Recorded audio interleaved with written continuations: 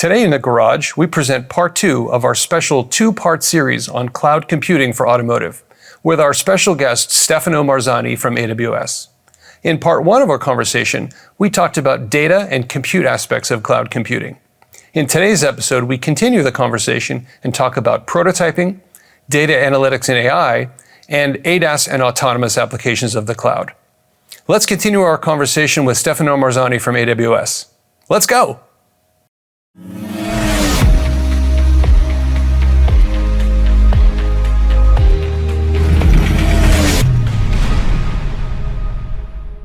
That's a perfect segue actually to our third topic, which is prototyping. And we were talking, as I mentioned, we were talking with Robert Day recently, and ARM is seeing ARM architecture being adopted across a wide range of subsystems in the car.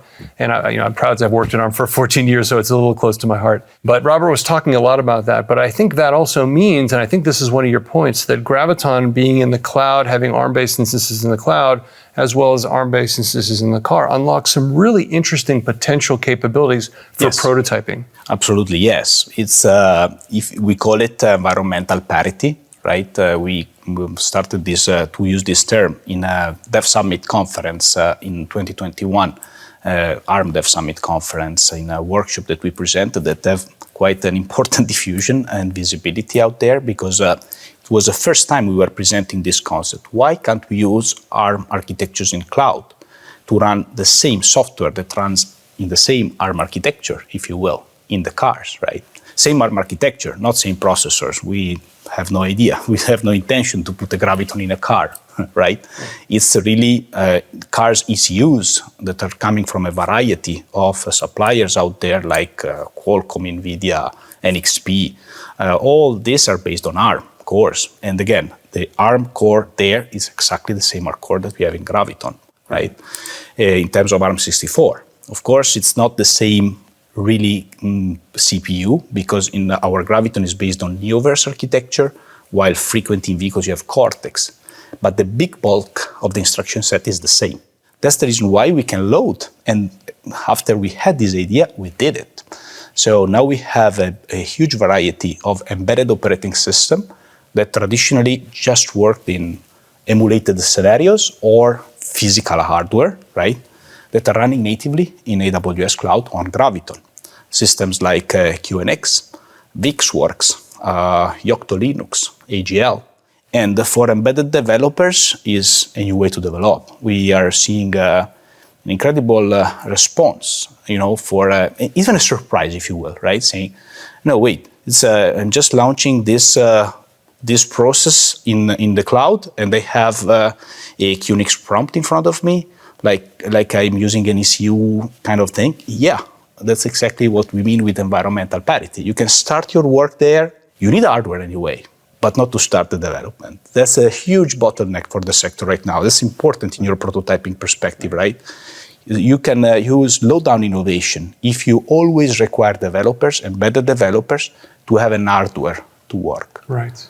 Because there's no hardware that can satisfy the demand. Sure, and from a testing perspective, regression testing. Absolutely. I mean, we mentioned this on an earlier episode that we've started to do our own testing in a cloud-based way as well. So instead of having rack after rack of systems that you sort of remotely power cycle, you can use virtual instances and EC2. Absolutely. So we're doing that as well. We see that benefit, and we're doing a lot with that. Yeah, absolutely. It's a huge advantage again for developers and for the validation phase, right?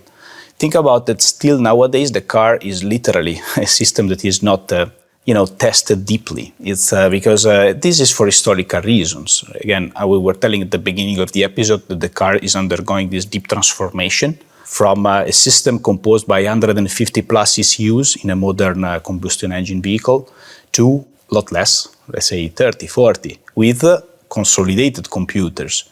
You will still have your microcontroller-based peripheral units for sensing or actuating, but the big compute will be done by consolidated architectures with multiple ARM cores in there, 8, 12, 16, 40, right, in super consolidated architectures. And that's super important, right? It's a super important trend. And you can't expect developers to have these units on their desk to work. You have to offer them an environment, a cloud-native environment, for the reason we already saw. Because we have the data there, we have compute options there, we have Graviton there. So that's the natural environment where developers can go, find their tools, work, deploy on the hardware, and continue the test on the hardware, but not vice versa. Because if you start with the hardware, you just kill the innovation. You know, in the SDV, it's expected to triple the quantity of code in the next 5 years, from 100 million to 300 million, according to some analysts. How can you get to there if you still expect developers to have an hardware to work and produce automotive code? Well, it's an incredible number. I hadn't heard that statistic, triple over the next 3 years. 5 years. 5 years. That's incredible. You know, I was thinking, I feel like there's a virtuous cycle as well, because we talked in an earlier episode about consolidation of workloads, and you mentioned a minute ago. And I think, and we also talked about the importance of virtualization and having the ability to run these applications side by side and yet not interfere with each other. It feels to me like that's quite synergistic with this cloud prototyping approach as well, virtualization, because you can take those same workloads that you've tried there, and now they can coexist side by side. And it's a very much more similar, as you said, environmental parity, as you like to talk about, approach. Yes, absolutely, absolutely. And again, if you think about it, when you start to have 12, 16 cores, you don't use all of them for a single operating system. It means that you need to partition these cores and run multiple operating systems. But this is exactly what we do in cloud. We have an hypervisor that manages on 64 cores on a Graviton processor, multiple OSs, right? It's exactly the same. It's different, of course, in terms of electronic qualification, many other things. But from the software engineering perspective, we can do things in a way that the two environments are very close. It's almost proving out how it will exist in the final implementation in the prototyping testing phase. It's very interesting. It's something that I find very fascinating, technically fascinating, and I think also very powerful as a tool and development. And you know, we're seeing, and we talked before years ago about the shift left idea. Yes. How can we use virtual prototyping? How can we use cloud and so on to accelerate the design cycle? And we're seeing, and we talked about this in one of our recent episodes as well, this pressure on the design cycle to design faster. And I think the competitive landscape for OEMs and tier ones is getting harder. And if these things can compress that design cycle, it can make people more competitive, save cost, and really, I guess, manage the sheer complexity. As you talked about this number of software lines going up, you have to get your hands around that. And I think you have to divide and conquer to make that work. Otherwise, if you think about it as a giant monolithic system, it's impossible to verify. Absolutely. And there are other advantages as well. So shift left for sure, increase in code quality, because you can you scale out test more. So that's absolutely very important. Think about that in the automotive industry still nowadays. We have 50 billions lost every year for recalls. 70% are due to software fault, 70% of the recall cases. So you think about that's poor quality. Yeah. Can we say that? Yeah. Right? Well, and poor testing. Absolutely. It's not shift left. Yeah. Right? So shifting left, decrease the cost, increase quality. But I'd like to think about final users as well, because what we are seeing is if you do not have all these ECUs to send around to develop, you can enable collaboration in the cloud. And this is super important. In fact, one surprising thing of SDV, it's we discussed about AWS services that are based on telematic services. We see a huge increase in HMI development in cloud, human-machine interaction, user interface, user experience. And that's, to me, it's fantastic. And you immediately realize why. Because for the first time, you have a virtual ECU in the cloud that presents a user interface in the browser. Immediately, I can show it to all my collaboration network around the globe, because the cloud has a global presence. So I can ask to a colleague in Japan or to a colleague in South Africa, what do you think about my new user interface according to your local taste? Sure. Or can you adapt it? Sure. Or can you work on it? Or localization. Languages. It's literally a revolution in the way you do HMI systems. If you think about not having this hardware to go all around, but have a cloud native, cloud first, as we say, approach to HMI development. Yeah. And we have a customer already trying to adopt it. And we recently, again, released with BMW a very interesting presentation about their development practices of HMI in the cloud at the last AWS Summit in Berlin. So, and we can provide references, of course. It's a nice demonstration. That's great. And but it's not just to talk about always about BMW. For example, I can talk about the demo that we did at CES with Marelli. Marelli is a tier 1, and they presented the first cloud-native HMI system at our booth. And it's really nice because there you see that we were developing an HMI application in cloud and then deploying in Milan, so in Italy. There was an engineer doing that in cloud and then deploying it in Vegas, in the booth, right? Again, you start with the cloud development, and then you deploy and customize on a specific hardware solution. Right. And that's really, really powerful. If you think about it, it's not just powerful, it's SDV. Right, software defined. Exactly. Otherwise, it's hardware defined. If you start with the hardware, it's hardware defined. If it's really software defined, you have to start with the software and later on deploy. Exactly. So you touched on so many things there, and I think I don't want to lose the point you mentioned about recalls.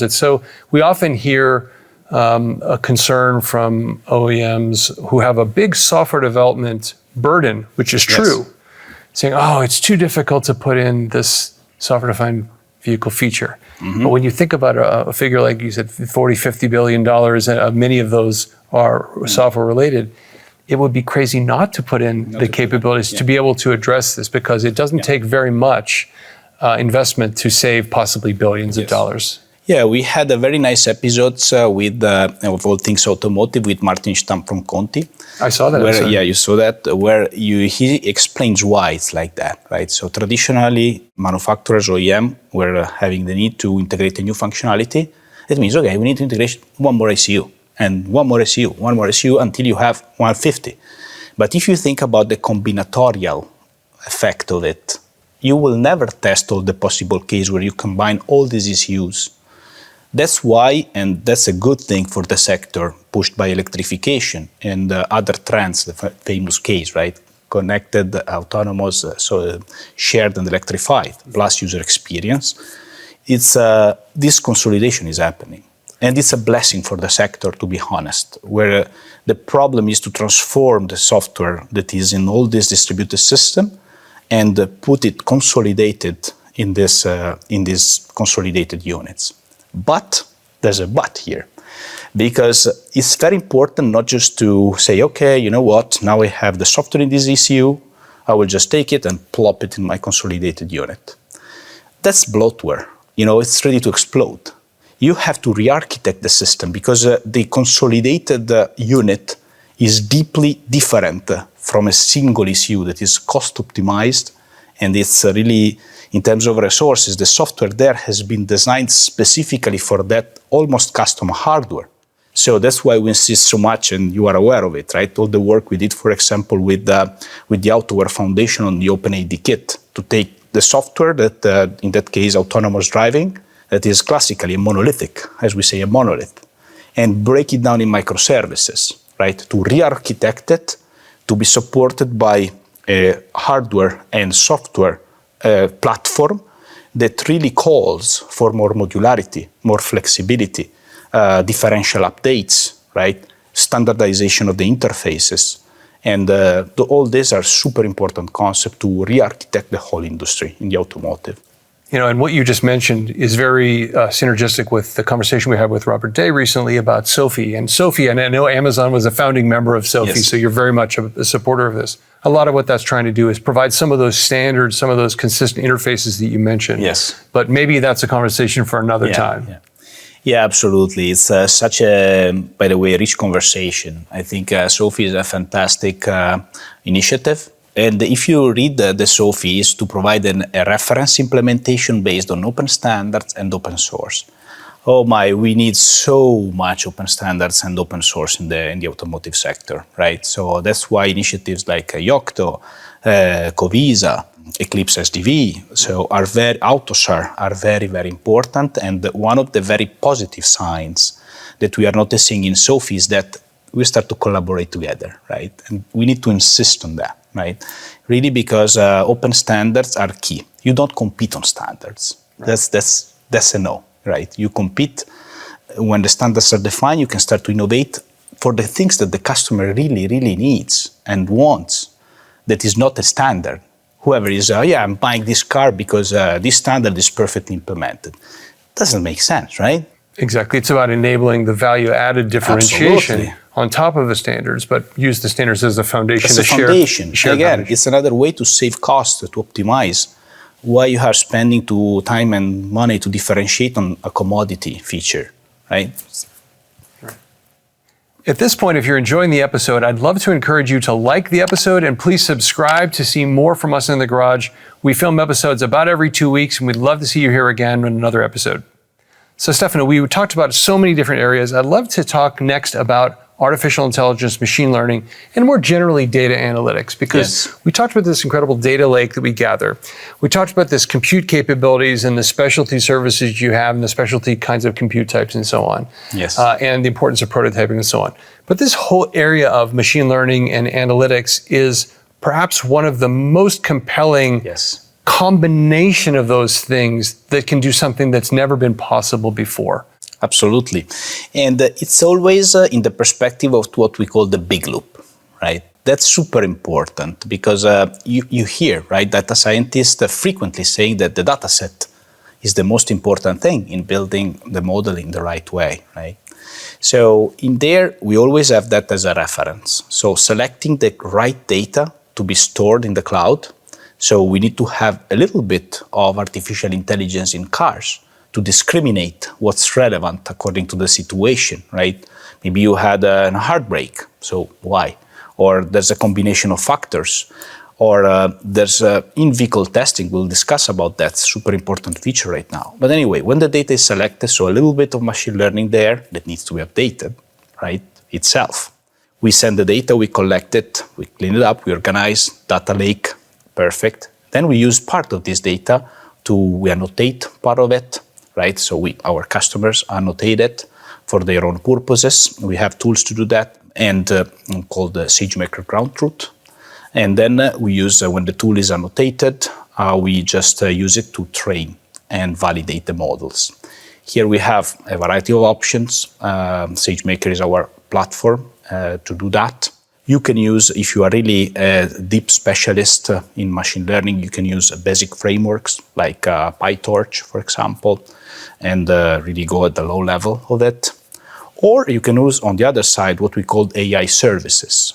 Services that really like recognition, that you just send an image and you get the object list out of it, right? So transcribe, AI services. So we have these 3 layers.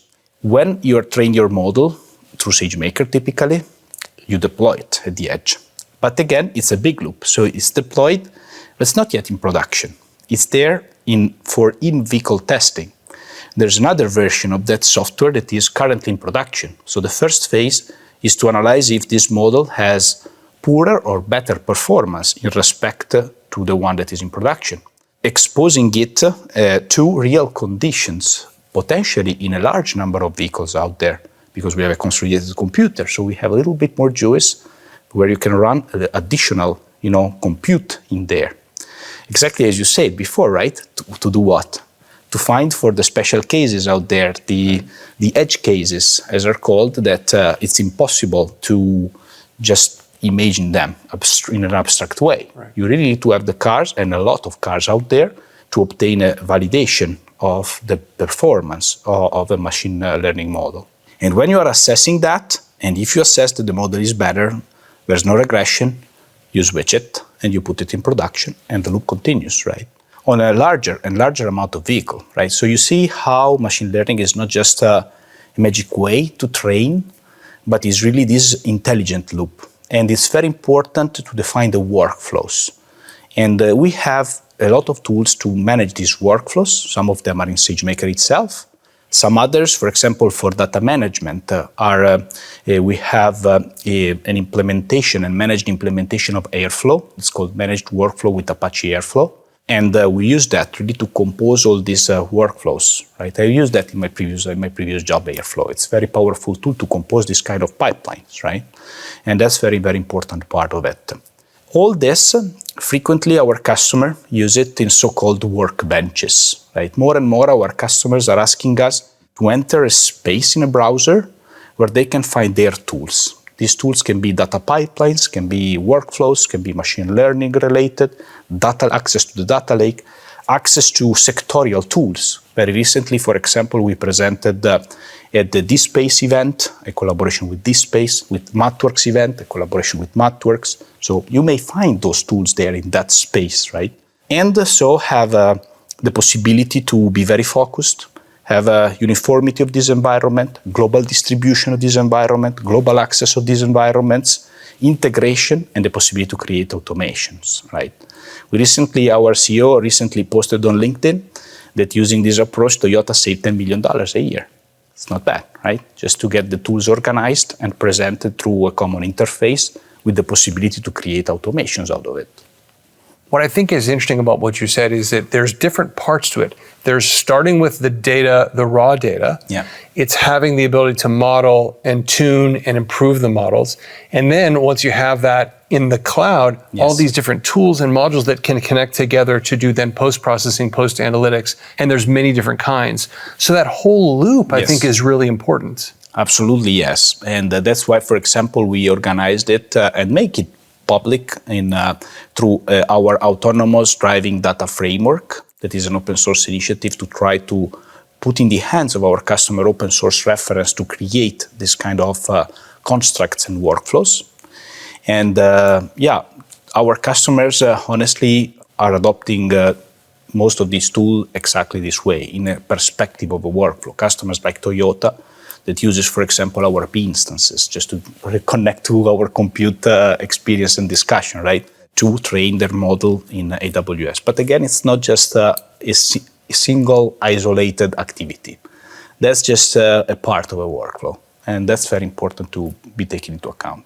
Maybe now is a perfect time to shift over to the last of our topics, which is ADAS and autonomous driving. It's an area where we worked on for several years together, and we have a lot of experience. Let's talk about how the cloud is important, I would say integral to the evolution of ADAS, and then also the potential of this journey that we're all on towards autonomous, which is quite a long journey, but we're making strides. Absolutely. And again, I'm very passionate, and we started our discussion on this point. I'm very passionate about providing an incremental approach to autonomous driving, autonomous features, autonomy in general of vehicles, right? Because there's a huge value that you can have now with ADAS system. Let's say L2, L3, as they are called, level 2, level 3. And this is very important because, first of all, they save lives. It's simple like that, right? So, and I recently tested the car with last generation ADAS, and it's fantastic. It's a car that really has systems to do automatic emergency braking, for example. If you are distracted and there's an obstacle, the car brakes. Semi-simple, but if it works, it saves lives. So it's a super important part to me.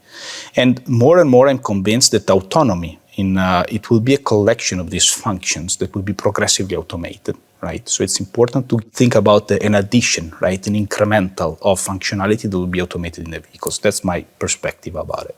And the way we do in cloud, again, using everything we discussed essentially, the variety of compute options, the possibility to have these data lakes, constructs of data lakes, and machine learning tools. Those are the basic things that are needed for ADAS and autonomous vehicle development. There's another aspect, compute options, again, for two reasons that are specific to ADAS, very, very important. That is, you collect data from the field and you store the data in S3, in the data lake, and then you use it for validation, right? So you typically replay that data collected from vehicles in your algorithms under development to assess the fact that they are better or worse than the previous one and previous generation. Or you use compute to do synthetic simulation on the other side. So we have a wonderful use case with Valeo that we presented in the failed CES due to COVID, unfortunately, where nobody went. But we prepared this awesome demo that is, there's a video on YouTube. We can put the link, of course, where you see Valeo using two technologies. One was IPG CarMaker and the other for Telix to multiply the scenarios of a synthetic through synthetic simulation, multiplying it to thousands of different variants of the scenario on AWS, because you have the scalability, you have elasticity in compute, you have availability of compute, and then try really to cover all these edge cases, right, to explore if there's something missing in our analysis, essentially, right? And try to capture, to shift left, if you will, exactly as we discussed, the resolution of this problem before the software hits the vehicles themselves, right? So it's, again, it's a matter of composing these workflows again. And in AWS, we have all the tools to enable our customers to do that. And if not, we are happy to work with our customers to create them. Absolutely. And I think that a lot of people, might think that the autonomous driving task is a monolithic task. But in fact, there are many subtasks. Absolutely. I like to joke that there's the bicycle recognition task and the lane keeping. But all joking aside, there are many different, you have to decompose this the way we drive, we drive and that's it. But actually, the way ML and the way artificial intelligence does is it decomposes into different parts of it. And what you mentioned a minute ago, I think is very interesting, because when you think about training, and you think about driving as a person, most of the time it's quite boring. You just keep going straight and it's boring. Absolutely. But what's difficult and the things you have to practice for is there may be a sharp curve or there's some obstacle. But what you mentioned is so interesting is you can accelerate the edge cases to give me lots and lots of edge cases to help the model learn much more quickly than you could in a real driving scenario. Absolutely. That's totally true. And that's why, for example, as we discussed, microservices are important in this perspective, because maybe you want to just swap out the perception model but leave the rest as it is, right? So to have different teams with different skills working on their small piece, right? So that's a super important part, recognizing the different personas that are in the ADAS or autonomous vehicle development, super important part, right? So totally, it's a complex scenario. But again, we have good references in there. Again, the case I was describing with Continental was ADAS development, and you really see how they gained in terms of saving time, saving cost, and agility when adopting a cloud-native approach, right? That was intention of this CADGE, right, exercise that we developed with them.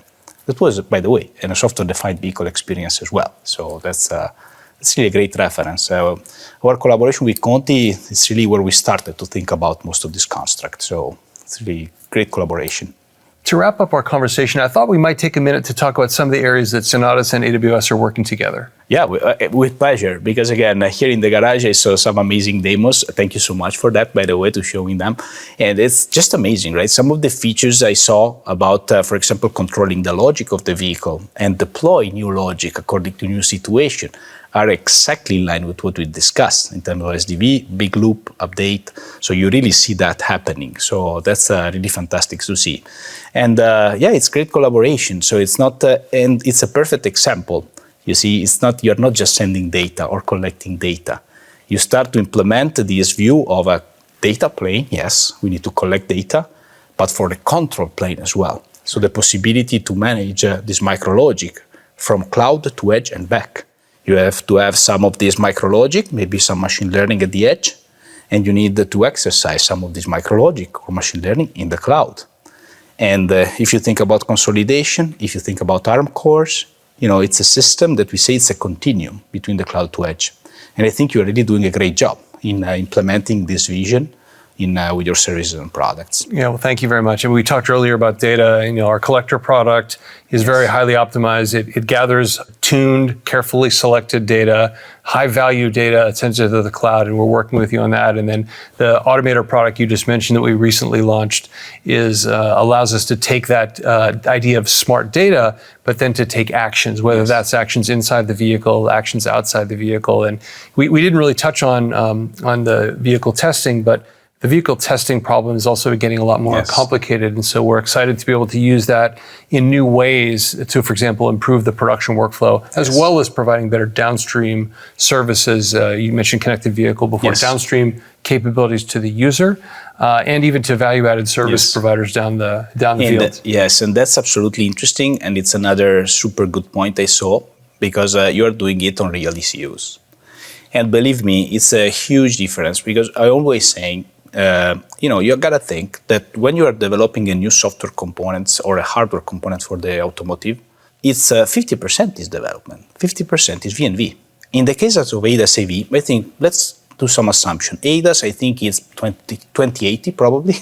In AV, it's 199, right? So because really V&V and you see that when you start to see code running in real ECUs, it's different, right? It's not just anymore a prototype on your desk based on an evaluation kit, but it's something that goes in million vehicle, 2 million vehicle, 10 million vehicle. So it makes the whole difference. You're right, and we're so pleased to be in. By this year we'll be in dozens of models, and by end of next year millions of vehicles. So it's exciting to see. This is not a prototype, it's not a science project, but it's real production, and you learn a lot from real production, where the rubber meets the road, as it were. Absolutely, and it makes it a lot harder. Yeah, and whoever is in the automotive recognizes even the effort to be compliant with the regulations. That's a big part of this industry, right? So you can't just deploy code as you are deploying in a phone, right? It's not a consumer device in the sense of it's a regulated product. You have functional safety, you have cybersecurity, and those are aspects that are paramount and really important for us. It's a top priority 0. Yeah, there's so many things we've touched on today. We have like many different hour-long conversations on just different subtopics we've talked about, but we're going to have to bring it to a close today. So first, I want to thank you so much for being here, Stefano. It's been my pleasure to have you, and I've learned so much in today's conversation, and I always enjoy talking with you, and hope you'll come back and see us again soon. Yeah, likewise. Thanks for having me. It's always a pleasure. I learned a lot myself, so fantastic. Thanks, Stefano. This concludes part 2 of our 2-part series on cloud computing for automotive with our special guest, Stefano Marzani from AWS. Across the 2 parts, we covered 5 topics around cloud computing: data, compute, prototyping, data analytics and AI, and finally, ADAS and autonomous. If you missed part 1, you can find it on YouTube or wherever you get your podcasts. If you're enjoying The Garage, we encourage you to like the episode and subscribe so you can see another episode again very soon. Thanks very much.